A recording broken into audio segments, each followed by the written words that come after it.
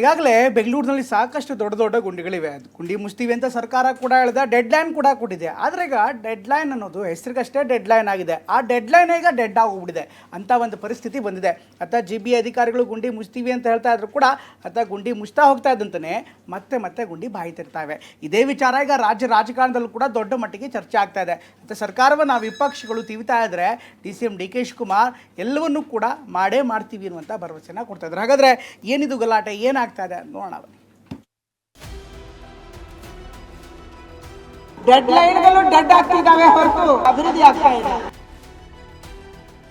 ಎಷ್ಟು ಮಾಡಿದ್ರು ಗುಂಡಿ ಇದ್ದೇ ಇರ್ತದೆ. ಒಂದು ಜರ್ ಕೊಡಿದ್ರೆ ಗುಂಡಿ ಹಾಗೆ ಯಾರು ಬಂದು ಕಸ ಬಿಸಾಕಿದಾರೆ, ಅವ್ರ ಮನೆ ಮುಂದೆನೆ ಕಸ ಹಾಕ್ಸಿದೀವಿ. ಯಾರಾದ್ರೂ ಕಸ ಬಿಸಾಕಿದ್ರೆ ಅವರ ಮನೆ ಮುಂದೆ ಹೋದ ಕಸ ಸುರಿಯೋದು, ಇದು ಪರಿಹಾರ. ಡೆಡ್ಲಿ ರಸ್ತೆ ಗುಂಡಿಗಳು. ರಾಜಧಾನಿ ಬೆಂಗಳೂರಿನ ಇದೇ ಡೆಡ್ಲಿ ರಸ್ತೆ ಗುಂಡಿಗಳ ಕರಾಳ ಕಥೆಯನ್ನ ನಿಮ್ಮ TV9 ಬಟಾಬಯಲು ಮಾಡಿತ್ತು. TV9 ನಡೆಸಿದ ರಿಯಾಲಿಟಿ ಚೆಕ್ ರಾಜ್ಯ ಸರ್ಕಾರದ ಕಣ್ಣು ತೆರೆಸಿತ್ತು. ಇದಾದ್ಮೇಲೆ ರಾಜ್ಯ ಸರ್ಕಾರವೂ ಕೂಡ GBA ಅಧಿಕಾರಿಗಳಿಗೆ ಗಡುವು ನೀಡಿತ್ತು. ಅಕ್ಟೋಬರ್ 31ರೊಳಗೆ ರಸ್ತೆ ಗುಂಡಿ ಮುಚ್ಚುವಂತೆ ಡೆಡ್ ಲೈನ್ ಕೊಟ್ಟಿತ್ತು.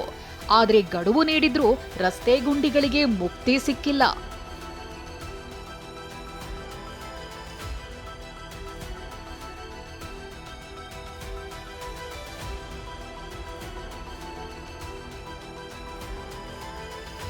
ಸರ್ಕಾರ ಕೊಟ್ಟಿದ್ದ ಡೆಡ್ಲೈನ್ ವಿಚಾರ ಪ್ರಸ್ತಾಪಿಸಿ ಕೇಂದ್ರ ಸಚಿವೆ ಶೋಭಾ ಕರಂದ್ಲಾಜೆ ವಾಗ್ಬಾಣ ಬಿಟ್ಟಿದ್ದಾರೆ. ಡೆಡ್ಲೈನ್ಗಳೇ ಡೆಡ್ ಆಗಿವೆ ಅಂತ ಲೇವಡಿ ಮಾಡಿದ್ದಾರೆ. ಈ ಬಗ್ಗೆ ಮಾತನಾಡಿರೋ DCM DK ಜರ್ಕ್ ಹೊಡೆದ್ರೆ ಗುಂಡಿ ಬೀಳುತ್ತೆ ಎಂಬ ಮಾತುಗಳನ್ನಾಡಿದ್ದಾರೆ. ಆದ್ರೆ ಛಲವಾದಿ ನಾರಾಯಣಸ್ವಾಮಿ ಬ್ರೇಕ್ ಜರ್ಕ್ಗೆ ಗುಂಡಿ ಬೀಳೋದಿಲ್ಲ ಅಂತ ಕಿಡಿಕಾರಿದ್ದಾರೆ. ಸರ್ಕಾರ ಹಲವಾರು ಡೆಡ್ ಲೈನ್ಗಳನ್ನ ಕೊಡ್ತಾ ಇದೆ. ಡೆಡ್ ಲೈನ್ಗಳು ಡೆಡ್ ಆಗ್ತಿದ್ದಾವೆ ಹೊರತು ಅವೇ ಸಾಯ್ತಿದ್ದಾವೆ ಹೊರತು ಅಭಿವೃದ್ಧಿ ಆಗ್ತಾ ಇಲ್ಲ. ಇಡೀ ರಾಜ್ಯದಲ್ಲಿ ಯಾವ್ದಾರು ಒಬ್ಬ ಮಂತ್ರಿ ನಿಮ್ಗೆ ಕಸ ಕಾಣ್ತೀರಿ ಫೋಟೋ ಹಾಕಿ ನೀವು ವಾಲ್ ಪೋಸ್ಟ್ ಮಾಡಿ ನಮ್ಗೆ ತಿಳಿಸಿ, ಗುಂಡಿ ಇರೋದು ತಿಳಿಸಿ. ಎಷ್ಟು ಮಾಡಿದ್ರು ಗುಂಡಿ ಇದ್ದೇ ಇರ್ತದೆ. ಬದುಕಿನಲ್ಲಿ ಗುಂಡಿ ಏನು ಮಾಡ, ಒಂದ್ ಜರ್ಕ್ ಹೊಡೆದ್ರೆ ಗುಂಡಿ ಹಾಗೆ ಆಯ್ತದೆ. ಬ್ರೇಕ್ಗೆ ಜರ್ಕ್ಗೆ ಗುಂಡಿ ಆಗೋದಿಲ್ಲ. ಇವರು 2 ವರ್ಷದಿಂದ ರಸ್ತೆಗಳನ್ನ ಅಲ್ಲಿ ಗುಂಡಿ ಬೀಳದಿದ್ದಂಗೆ ಇಟ್ಕೊಳ್ಬೇಕು ಅಂತ ಹೇಳಿ ಇವರು ಮಾಡಲೇ ಇಲ್ಲ. ಇನ್ನು ಡೆಡ್ ಲೈನ್ ಬಗ್ಗೆ ನಿನ್ನೆ CM ಸಿದ್ದರಾಮಯ್ಯ ಪ್ರತಿಕ್ರಿಯಿಸಿದ್ರು.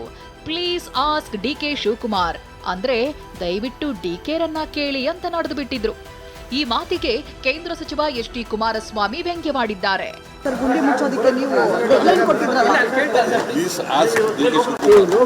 ನಿನ್ನೆ ದಿನದ ಮುಖ್ಯಮಂತ್ರಿಗಳ ಹೇಳಿಕೆ ಬೇಜವಾಬ್ದಾರಿತನದ್ದು ಅಂತಕ್ಕಂಥದ್ದು ನನ್ನ ಅಭಿಪ್ರಾಯ. ಮುಖ್ಯಮಂತ್ರಿಗಳು ಸಿದ್ದರಾಮಯ್ಯನವರು ಈಗ ಶಿವಕುಮಾರ್ ಅವರು ಅನ್ನೋದು ಪ್ರಶ್ನೆ ಆಗೋಗುತ್ತೆ. ಇಷ್ಟೇ ಅಲ್ಲ, ಗ್ರೇಟರ್ ಬೆಂಗಳೂರು ಪ್ರಾಧಿಕಾರದ ಅಧಿಕಾರಿಗಳು ಅಭಿಯಾನವೊಂದನ್ನ ನಡೆಸುತ್ತಿದ್ದಾರೆ. ಯಾರು ರಸ್ತೆಯಲ್ಲಿ ಕಸ ಹಾಕ್ತಾರೋ ಅವರ ಮನೆ ಮುಂದೆಯೇ ಕಸ ಬಿಸಾಡ್ತಿದ್ದಾರೆ. ಈ ಬಗ್ಗೆ DK ಶಿವಕುಮಾರ್ ತಾವೇ ಅಧಿಕಾರಿಗಳಿಗೆ ಹೇಳಿದ್ದಾಗಿ ತಿಳಿಸಿದ್ದಾರೆ. ಆದ್ರೆ ಕೇಂದ್ರ ಸಚಿವೆ ಶೋಭಾ ಕರಂದ್ಲಾಜೆ ಕಸ ಹಾಕೋದು ಪರಿಹಾರನಾ ಅಂತ ಪ್ರಶ್ನೆ ಎತ್ತಿದ್ದಾರೆ.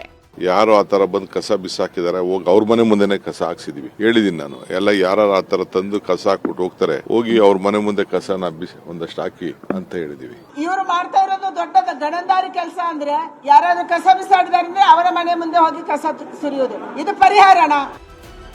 ಇನ್ನು ಕಸ ಹಾಕ್ತಿರೋ ಬಗ್ಗೆ ಸಿಟಿ ಮಂದಿ ಮಾತನಾಡಿದ್ದಾರೆ. ನಿಜಕ್ಕೂ ಏರಿಯಾದಲ್ಲಿ ಸಮರ್ಪಕವಾಗಿ ಕಸ ಸಂಗ್ರಹಣೆ ಆಗ್ತಿದ್ಯಾ ಅನ್ನೋದ್ರ ಬಗ್ಗೆಯೂ ಗಮನ ಹರಿಸಬೇಕಿದೆ. ಆಟೋದವರು ಸರಿಯಾಗಿ ಬರೋದಿಲ್ಲ, ಟೈಮಿಂಗ್ ಸರಿಯಾಗಿ ಬರೋದಿಲ್ಲ. ಅವರು ಒಂದು ದಿನ ಬಂದರೆ 1 ವಾರ ಬರೋದಿಲ್ಲ. ಏನಾದರೂ ಕೇಳಿದರೆ ಏನು ಮಾಡ್ತೀರಾ, ಯಾರಿಗೆ ಹೋಗಿ ಕಂಪ್ಲೇಂಟ್ ಮಾಡ್ತೀರಾ, ಮಾಡ್ಕೊಳ್ಳಿ ಅಂತ ಹೇಳ್ತಾರೆ. ಬಟ್ ನಾವು ಯಾರಿಗೆ ಹೋಗಿ ಕಂಪ್ಲೇಂಟ್ ಮಾಡೋಣ?